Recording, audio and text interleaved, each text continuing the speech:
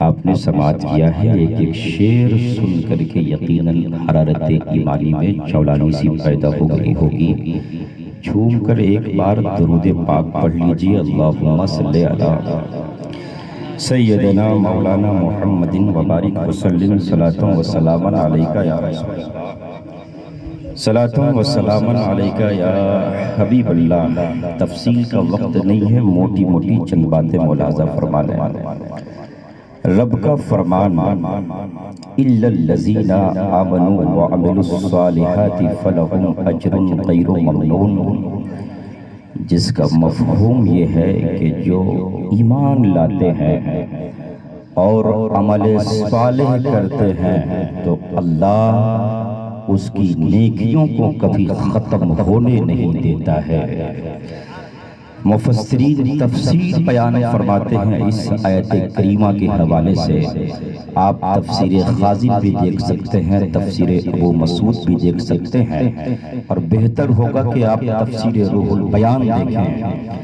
اس میں اس حوالے سے ذکر ہے کہ زندگی بھر جس نے اپنی زندگی اور بندگی کو سیرت مصطفیٰ میں ڈھال لیا، جس نے اپنے روز مرہ زندگی کو احکام الہی کا پابند بنا لیا، یعنی کہ 5 وقت نماز کا حکم ہے، 5 وقت نماز پڑھتا رہا۔ رمضان کا مہینہ آیا، اس نے مہینہ بھر روزہ رکھا۔ اللہ نے مال دیا، پابندی کے ساتھ زکوٰۃ کی ادائیگی کرتا رہا۔ اللہ نے مال دیا، حج کے لیے انڈیا سے مدینہ شریف چلا گیا، مکہ شریف میں اس نے حاضری دے دی۔ یعنی ان تمام احکام کو اگر اس نے پا لیا اور اس کا پابند ہو گیا تو رسول معظم فرماتے ہیں آیت کریمہ کی روشنی میں، اگر وہ بیمار بھی ہو جاتا ہے، اگر وہ بڑھاپے کی منزل پر پہنچ جاتا ہے اور اس کے اندر اتنی سکت نہیں کہ وہ نماز پڑھ سکتا ہو، اتنی سکت نہیں کہ وہ کوئی عبادت کر سکتا ہو، تو فقہ فرماتے ہیں، مفسرین بیان فرماتے ہیں، جب تک زندہ رہے گا زندگی بھر اسے نماز پڑھنے کا ثواب ملتا رہے گا۔ یعنی اس نے نماز پڑھے گا نہیں، وہ ہر سال حج کو جائے گا نہیں، وہ ہمیشہ نیکیاں کرے گا نہیں، لیکن اللہ اس کی نیکیوں میں کبھی کمی ہونے نہیں دے گا۔ یعنی جس لیئر کے ساتھ، جس کنڈیشن کے ساتھ جب وہ جوانی کے عالم میں، اپنی صحت کے عالم میں جب وہ نماز پڑھتا تھا، اللہ اس پر اجر دیتا تھا۔ بیمار ہو گیا، چاہے وہ بوڑھا ہو گیا، وہ نماز نہیں پڑھ سکتا ہو، تو جس طرح اللہ جوانی میں اسے ثواب عطا کرتا تھا، بڑھاپے میں بھی اللہ اسی طرح اسے ثواب عطا کرتا ہے۔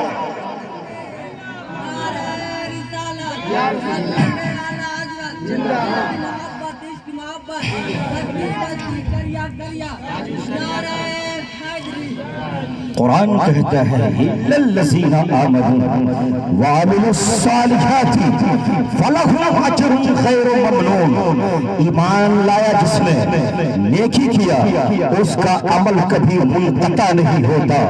یہ صرف دنیا کی بات نہیں ہے یارو، دنیا میں جب تک رہا تو اس کنڈیشن کے ساتھ رہا، دنیا سے چلا، قبر میں چلا گیا تو کیا فرماتے ہیں فقہائے اعظام، ذرا وہ دیکھیے، جب دنیا سے چلتا ہے، مومن کے حوالے سے ذکر ہے کہ اللہ کے فرشتے آتے ہیں اور اسے یہ پیغام دیتے ہیں، یا ایتھا النفس المطمئنہ ارجعی الی ربک راضیۃ مرضیہ فادخلی فی عبادی وادخلی جنتی۔ یعنی یہ مومن کی پہچان بتائی گئی، یعنی جس نے احکام الہی کو بجا لایا، امر بالمعروف پر عمل کیا، نہی عن المنکر سے بچتا رہا، تو رسول پاک فرماتے ہیں اس کے پاس فرشتہ آتا، یہ پیغام سناتا ہے، اے پاکلو چل اس حال میں کہ تو رب سے راضی ہے، رب تجھ سے راضی ہے، دیکھنا جنت تیری مشتاق ہے۔ مفسرین بیان فرماتے ہیں جس بندے مومن کے لیے یہ پیغام آ جائے چل پاکلو، فقہ فرماتے ہیں تو اس نے وحدت پا لیا، اس نے سیرت رسول کی پہاڑوں کو پا لیا، اس نے رسالت محمد رسول اللہ کے تمام ارکان احکام کے حوالے سے اپنی زندگی پالی، اس نے ایمان کی حقیقت کو پا لیا، اس نے بندگی کی حقیقت کو پا لیا، جس کے پاس یہ بیان آ جائے یا ایھا النفس المطمئنہ 40 سال میں کہ تو رب سے راضی ہے، رب سے راضی ہے۔ اب جس پروٹوکول کا تذکرہ رسول فرماتے ہیں ذرا وہ سنیں کہ جب فرشتے روح نکالنے کے لیے آتے ہیں نا تو تنہا نہیں، 500 فرشتوں کے ساتھ فرشتوں کی جھرمٹ میں ایک مومن کی روح نکالی جاتی ہے۔ آپ سوچتے ہوں گے اے زمین میں آپ اپنے مرحومین کو رکھ کے چلے آتے ہیں، لیکن ایک مومن کی روح کا کیا حال ہوتا ہے؟ فرشتے 500 جھرمٹ میں اس کی روح کو لے کر کے اللہ کے حضور حاضر ہوتے ہیں۔ بول دیجئے سبحان اللہ، اللہ کے حضور حاضر ہوتے ہیں۔ اب رب فرماتا ہے کہ فرشتوں یہ روح لے کر کے آ گیا، اب تم میری بارگاہ میں سجدہ کرو۔ اب فرشتے سجدہ ریز ہو جاتے ہیں، سجدے سے سر اٹھائیں گے۔ رب فرماتا ہے فرشتوں اب جس روح کو لے کر کے آئے ہو اسے سجدہ کراؤ۔ جب یہ سجدہ کر لیتا ہے اب اس روح کو اٹھاؤ اور جہاں سے لائے ہو وہاں جا کر کے اب سوال اٹھتا ہے پروردگار اس روح کو پہلے اپنی بارگاہ میں کیوں لایا؟ جہاں سے یہ روح آئی تھی یہ روح وہیں چلی جاتی۔ اب ذرا سا قبر کا حال دیکھو، اب جب مصطفیٰ کی بارگاہ سے جب یہ روح آ گئی اب اس روح کو جانا ہے مصطفیٰ کی بارگاہ۔ اب جب قبر میں جائیں گے 3 سوال ہوتا ہے، سب جانتے ہیں۔ جو سب سے امپورٹنٹ اور لازمی جو سوال ہے وہ مصطفیٰ جان رحمت کے حوالے سے کہ اے روح جب دنیا میں تھا اس مصطفیٰ کے بارے میں کیا کہتا تھا؟ اب یہ مصطفیٰ کی بارگاہ میں ضرور آئی، سوال اٹھتا ہے مولا پہلے اسے اپنی بارگاہ میں بلایا پھر اپنے محبوب کی بارگاہ میں بلاتا ہے۔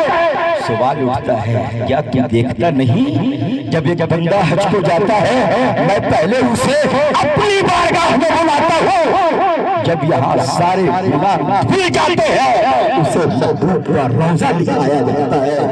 اعلیٰ حضرت فرماتے ہیں حاجیو آؤ شہنشاہ کا روضہ دیکھو، کعبہ تو دیکھ چکے اب کعبے کا کعبہ دیکھو۔ اب کعبے کا کعبہ دیکھو۔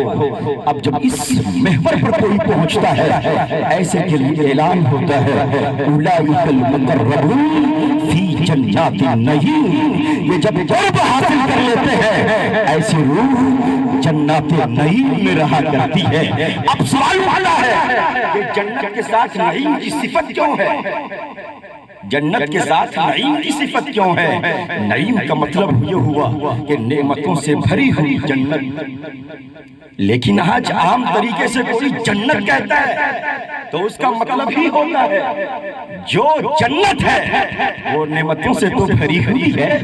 جنت جیسے ہی بولے تصور میں آتا ہے وہاں سب کچھ ہے، جو چاہیے سب کچھ ہے، ہیرے ہیں، جواہرات ہیں، موتی ہیں، ہر ایسے آرام کی چیزیں ہیں، پھر یہ جنت کے ساتھ نعیم کی صفت کیوں لائی گئی؟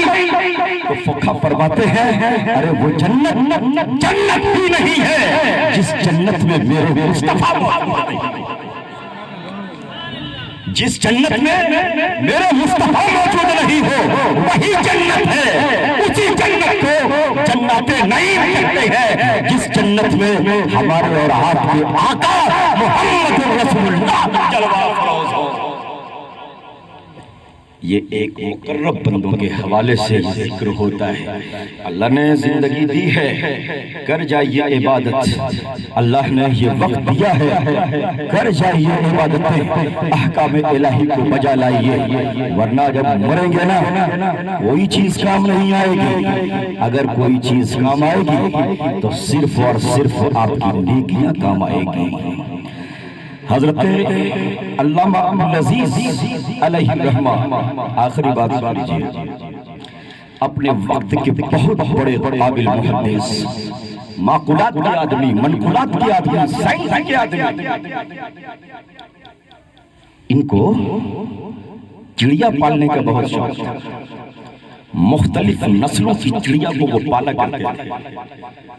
ان کے آنگن میں ایک نسل کی چڑیا تھی جس کا نام تھا کرکرا، اور اس کی ایک مادہ تھی جو اپنے دونوں آنکھوں کی اندھی تھی، اور یہ مادہ ایک قطرہ پانی کو بھی نہیں پیتی جب تک کہ یہ کرکرا پانی اٹھا کر کے اس کے چونچ میں نہیں ڈالتا۔ ایک دانہ بھی یہ مادہ نہیں کھاتی جب تک کہ اس کا کرکرا ایک دانہ کو اٹھا کر کے اس کے منقار میں نہیں ڈالتا۔ ایسے ہی چلتا رہا۔ ایک دن یہ کرکرا غائب ہو گیا، یہ کرکرا غائب ہو گیا۔ حضرت محدث عبدالعزیز نے ایک دن، 2 دن، 1 مہینہ، 2 مہینہ انتظار کیا، کرکرا نہیں آیا، اور اس کی مادہ ایک دانہ کو نہیں کھاتی۔ عادت تھی زندگی کی کہ جب تک میرا کرکرا نہیں کھلائے گا میں نہیں کھاؤں گا۔ یہ سوکھ کر کے پیدا ہو گئی۔ حضرت عبدالعزیز کوستے تھے، آئے رے کرکرا، اپنی مادہ کو تو چھوڑ کر کے کہاں چلا گیا؟ مہینہ گزر گئے، سال گزر گئے، ایک دانہ نہیں کھاتی۔ اچانک یہ کرکرا عبدالعزیز محدث دہلوی کے آنگن میں آ کر کے گھومنے لگے، دیوانہ وار۔ عبدالعزیز نے جو دیکھا ہے وہ کرکرا آ گیا، اور اس بار معمول کے خلاف کام کیا۔ اس بار کوئی دانہ اپنے منقار میں پھنسا کر نہیں لایا، آج اپنے چونچ میں ایک لکڑی کی تیلی کو پھنسا کر کے لایا ہے۔ بول دیجئے سبحان اللہ۔ دانہ نہیں ہے، ایک لکڑی کی تیلی ہے، ایک سلائی ہے۔ اب دیکھا ہے کہ پنجرے کے ارد گرد دیوانہ وار گھومنے لگا۔ حضرت عبدالعزیز نے جو دیوانگی کو دیکھا ہے، اس مادے والے پنجرے کو انہوں نے دروازہ کو کھولا، اور جیسے ہی کھولنا تھا تیزی کے ساتھ یہ کرکرا پنجرے کے اندر گیا، اور اپنی دونوں آنکھ کی اندھی مادہ کے دونوں آنکھ میں اس سلائی کو پھیر دیا۔ سلائی کو پھیرنا تھا، ایسی روشنی آئی کہ پہلے وہ کبھی اندھی تھی نہیں، پہلے وہ کبھی اندھی تھی نہیں، اب سلائی آئی۔ عبدالعزیز محدث دہلوی نے، اب سوچئے یہ سلائی تحقیق کی چیز ہے کہ نہیں ہے؟ یہ لکڑی کی چھوٹی سی تیلی یہ ریسرچ کی چیز ہے کہ نہیں ہے؟ حضرت عبدالعزیز نے اس لکڑی کے سلائی کو دائیں بائیں دیکھا، کچھ سمجھ میں نہیں آیا۔ تحقیق کے آدمی تھے، معقولات و منقولات کے آدمی تھے، بڑے محدث تھے، کسی چیز کو پکڑ لیتے اس کی حقیقت تک جانا ان کی زندگی کا مقصد ہوتا تھا۔ آخر یہ ہے کیا؟ کچھ سمجھ میں نہیں آیا۔ اب سوچا کہ یہ کثافت والی نظر اس تیلی کو دیکھ نہیں پائے گی، چلو لطافت والی نظروں کے پاس۔ اور اس زمانے میں دلی کی زمین پر ایک دیوانہ رہتے تھے کہ چلو اس مخصوص صفت دیوانہ کے پاس، وہی اس مسئلے کو حل کرے گا۔ یہ تیلی ہے کیا؟ اب اس تیلی کو حضرت نے لیا اور اپنے امامہ میں اس تیلی کو کھونس لیا۔ اب کھونس کے جانے ہی والے تھے کہ ایک شخص آ گیا اور کہا حضرت ایک مسئلہ بتائیے۔ کون سا مسئلہ ہے جی؟ کہا یہ بتائیے ایک مسلمان کا دوسرے مسلمان پر حق کیا ہے؟ کہا ایک مسلمان کا دوسرے مسلمان پر 5 حق ہے کہ جب وہ سلام کرے تو اس کے سلام کا جواب دو، جب کسی کو چھینک آئے تو اس کے جواب میں یرحمک اللہ کہو، کوئی امانت رکھنے کے لیے دے تو امانت میں کوئی خیانت نہ کرو۔ اس کے بعد کہا جب کسی کا انتقال ہو جائے تو اس کے جنازے میں شامل ہو جاؤ، یہ ایک مسلمان کا دوسرے مسلمان پر حق ہے۔ 5واں فرماتے ہیں جب کوئی دعوت دے اس کے دعوت کو قبول کرو، یہ ایک مسلمان کا دوسرے مسلمان پر حق ہے۔ اب مسئلہ تو پوچھ لیا، اس کے بعد کہ حضرت بہت دن سے ہم سوچ رہے تھے آپ کی ہم دعوت کریں، آپ نہیں آ رہے تھے، اب مسئلہ بتا دیے ہیں تو آج آپ کی دعوت ہے، آپ چلیں۔ حضرت عبدالعزیز نے کہا ٹھیک ہے چلتا ہوں، تیار ہوئے چلے۔ اب راستے میں دیکھا ایک جنازہ جا رہا ہے، اب کہا اے دعوت دینے والے، اب تیرا حق ادا کرنے سے پہلے ضروری ہے کہ اس جنازے کا حق۔ اب جنازے میں گئے ہیں تو جاتے ہی کے ساتھ کہتے ہیں جنازہ کو روکو. کہا کیوں؟ کہا سنا نہیں ہے جنازہ سے آگے کوئی نہیں جائے گا, سب جنازے کے پیچھے رہیں گے.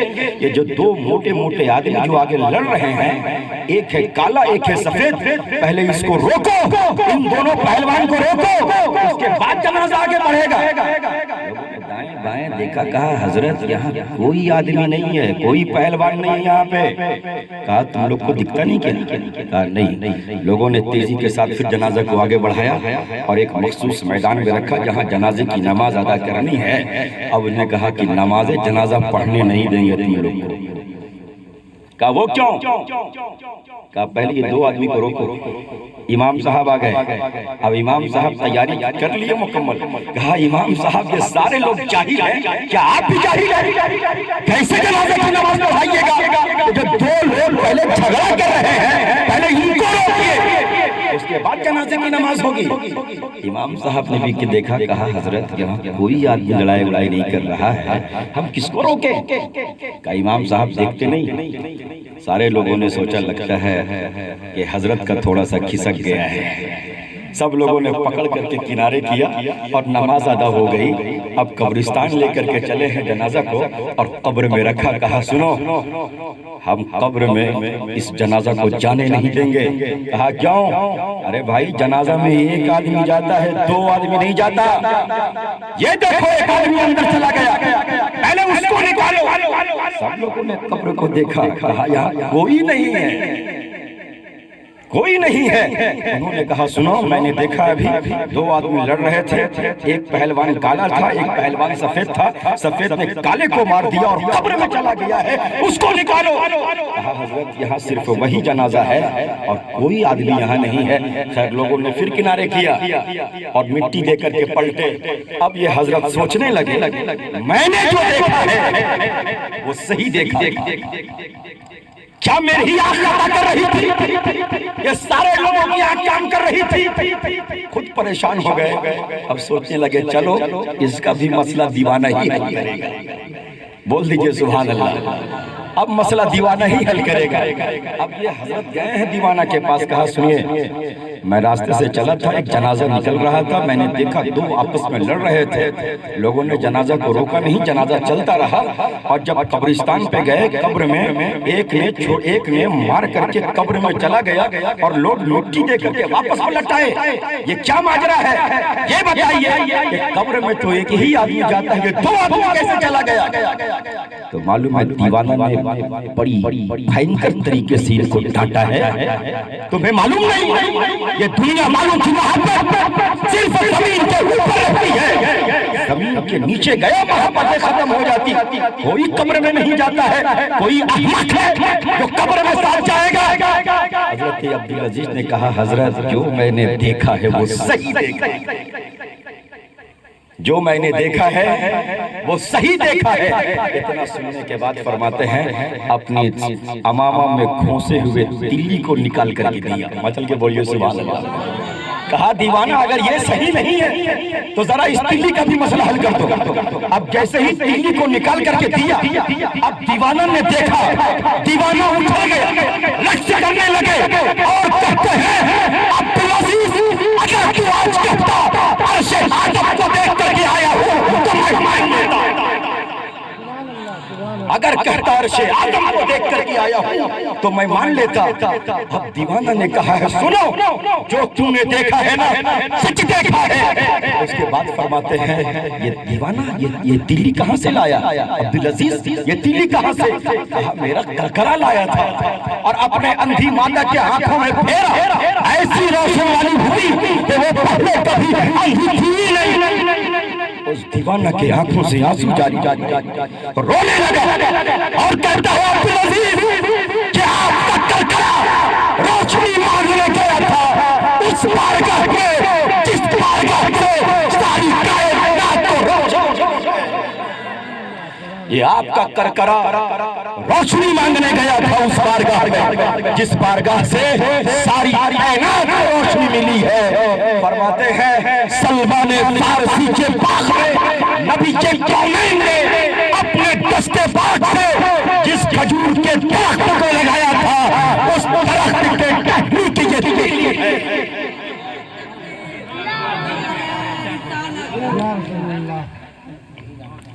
یہ دلی ہے. اس کے بعد فرماتے ہیں سنو انسان کے اعمال دو فرشتوں میں متشکل ہو جاتے ہیں. اگر نیکیاں ہیں تو سفید کی شکل میں، برائیاں ہیں تو کالے کی شکل میں. سنو جو تم نے دیکھا تھا صحیح دیکھا تھا. نیکیاں سفید شکل میں متشکل، برائیاں کالے شکل میں متشکل. سن لو اگر نیکیاں زیادہ ہیں تو یہ سفید والا کالے کو مار دے گا اور قبر میں چلا جائے گا. اگر برائیاں زیادہ ہے تو سفید کو مار دے گا اور قبر میں چلا جائے گا. یہ سفید کون ہے؟ یہ آپ کی نماز ہے، یہ آپ کا روزہ ہے، آپ کی زکوٰۃ ہے، یہ آپ کے اعمال صالحہ ہے. آپ کو کتنا اچھا لگے گا جب آپ قرآن کی تلاوت کی پہاڑوں میں جا رہے ہوں گے. کتنا اچھا لگے گا آپ کے لیے قبر میں نماز انتظار کر رہی ہو. کتنا اچھا لگے گا قبر میں حج آپ کا انتظار کر رہا ہو. وما علینا